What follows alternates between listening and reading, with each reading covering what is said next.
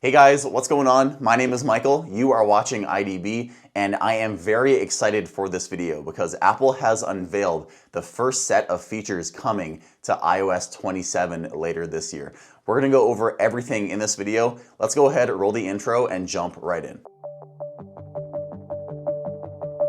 So to start off, why is Apple even doing this? Well, Apple actually does this every single year. About a month before the major iOS release comes out, Apple gives us a preview of some of the accessibility features that are coming to the iPhone later in the year.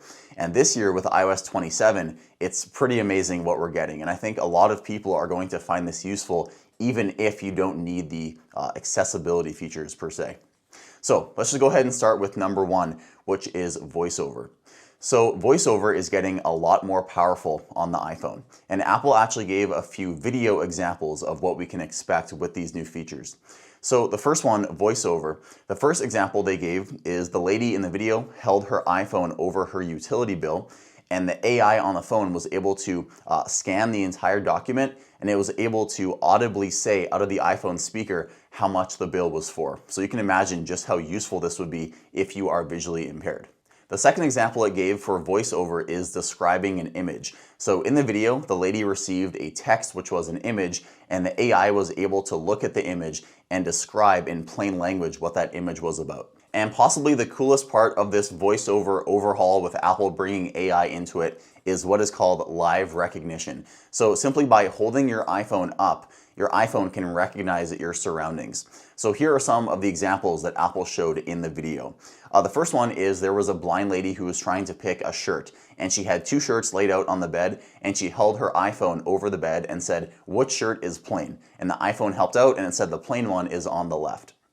Another example is finding items in your home. So the lady was having an issue finding her keys, and she held her iPhone over a messy table and said, "Where are my keys?" And the iPhone announced instantly that the keys are on the far left side of the table. But what I think is personally the coolest part is this final example, which is in public spaces. So in the same video, there was a blind lady who was trying to navigate through what looks like a public metro station, and she found her way to the elevator. But her walking cane stopped her because there was a barrier, and she wondered why. So she held up her iPhone, and live recognition and AI on the phone was able to read a handwritten sign on the elevator that said this elevator is out of service. So this is just really cool. I think this is where AI actually gets useful for everyday people. Instead of the normal AI garbage that we have now, Apple is actually bringing AI into accessibility for people that actually need it and want to use it. The second feature that Apple showed off was a complete overhaul to voice control. So voice control is now able to understand natural language, which is huge. So voice control before on your iPhone was kind of lackluster. You were only able to navigate your phone using your voice by saying basic gestures like go home or up, down, scroll up, down, and stuff like that. But now you can use completely natural language, which again is harnessing the power of AI on your iPhone. So the example that Apple showed was in the Files app. You could say tap on the orange folder or open the orange folder. Doesn't matter how you say it, the iPhone is going to understand what you need. And then another example it gave in the video is they were looking at a document and they wanted to look at a certain part of the document. So again, you can just use natural language and you could say, for example, zoom in on the financial part of this spreadsheet. And the iPhone will understand what you mean and it'll zoom in on the perfect part of the spreadsheet that you were talking about. Again, this is going to be amazing for people who cannot use their iPhone, who are motor impaired, who just want to speak commands to their iPhone. I think this is going to be a complete game changer. Number three is something that I personally am going to be using, and it is auto-generated captions on the device. So you know how sometimes you're watching a movie or a TV show or anything and you want to turn on captions, but for some reason the media just doesn't support it? Well, now if media does not have captions built in, the iPhone or the iPad can actually add captions right onto the media using AI on the device.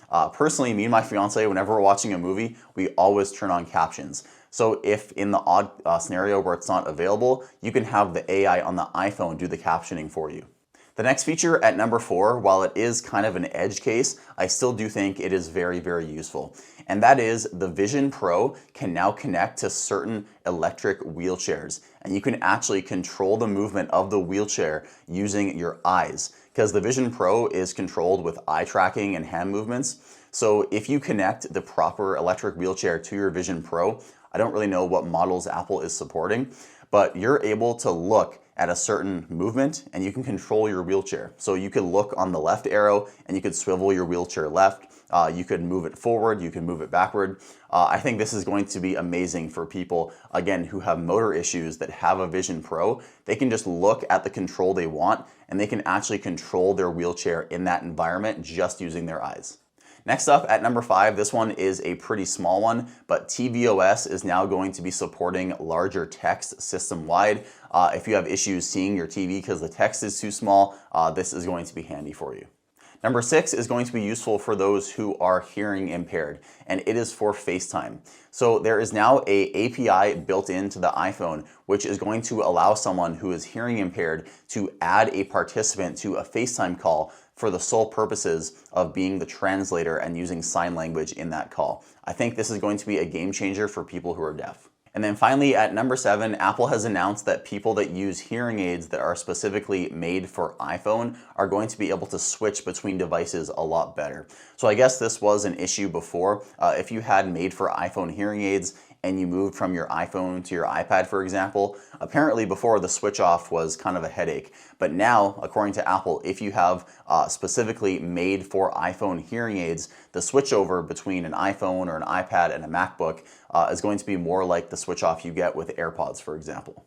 And one final thing I want to mention, because in all of these press releases, Apple actually has to show us visually what it looks like.